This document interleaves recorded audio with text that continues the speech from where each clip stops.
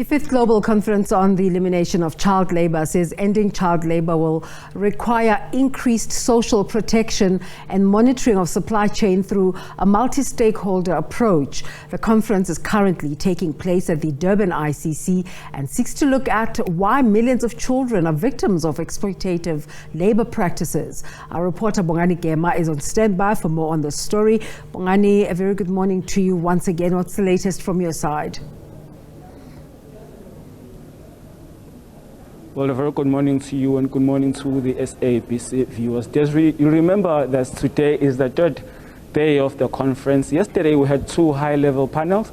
You remember that my colleague Odiabo Sito brought you the reporting on that one. One panel was discussing elimination of child labor in the context of deficits, in decent work and youth unemployment. So different panelists were part of that. They all made contributions. But today we are going on, Desiree. I think the first panel discussion today will include teacher unions discussing ways that teachers and education sector use to keep children at school during the COVID-19 pandemic. There's also another discussion also focusing on education, which will also include different players in the education sector, including our own MEC for education here in the province, Wazim Shengu. But I have with me Alessio Marcus, the Deputy Speaker of the Nelson Mandela Children's Parliament. Thank you very much for joining us here at the SABC. I spoke with one of your peers yesterday, Sivuyile Mboyane, who was telling me that as the Nelson Mandela Children's Parliament, your focus is not just on children in South Africa, but children around the globe. There's also a concern that when it comes to child labor, children of migrants are most at risk. Just speak to us as the Nelson Mandela Children's Parliament, what you see can be a solution on the strides that have been made, if you are happy when it comes to keeping these children of migrants at school and not being exposed to exploitative labor. Yes, thank you so much. Good morning to the SABC viewers and the world at large.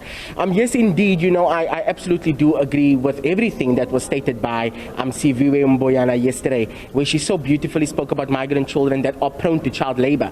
And yes, absolutely, we as the Nelson Mandela Children's Parliament do not only, speak for the children of our country, but we speak for the children at large. Do I feel like enough is being done in protecting the migrant child? Not necessarily, I think that there is so much more that we can do as a country, not only as a country, but the world at large. And we know that African children in particular are more so prone to, child labor. So we need to find strategic ways and approaches of how we can indeed, eradicate child labor, starting off within the African continent as a whole.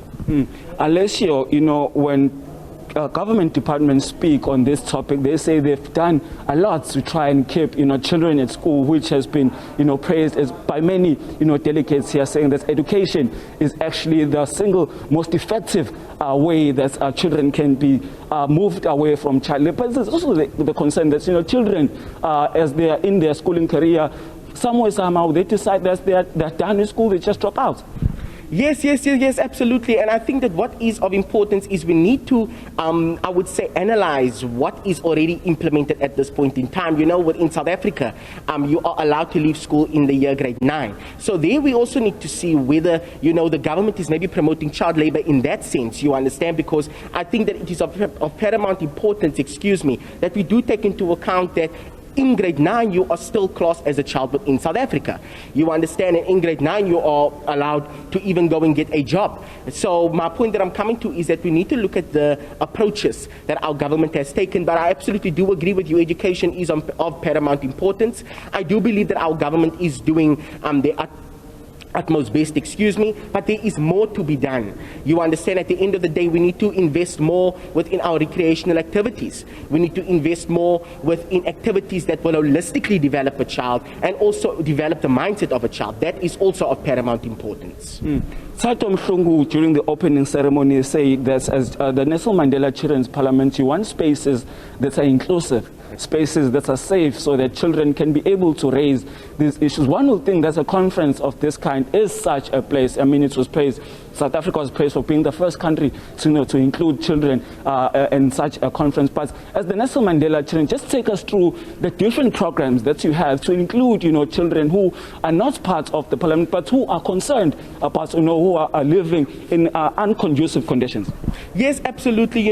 I can definitely commend the Nelson Mandela Children's Parliament for the many programs that they have in place. The one program that I can definitely speak about, which was absolutely exceptional, was the pre-conference that we had. And we actually had children who were prone to child labor within their younger life who joined us and were able to speak about the experiences and speak to us about the experiences one-on-one, so that when we arrived at the conference, we understood it firsthand. So that is one of the programs that we had. We obviously have many other programs that we have embarked on within the past, but that is definitely one of the highlights of my term as Deputy Speaker.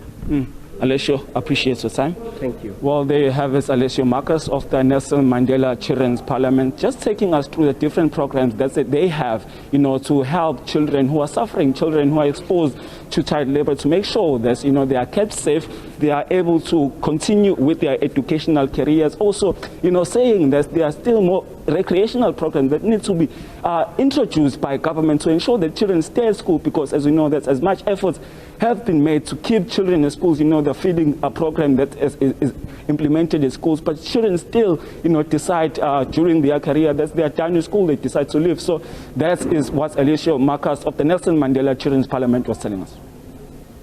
Bongani, thank you so much for that latest information.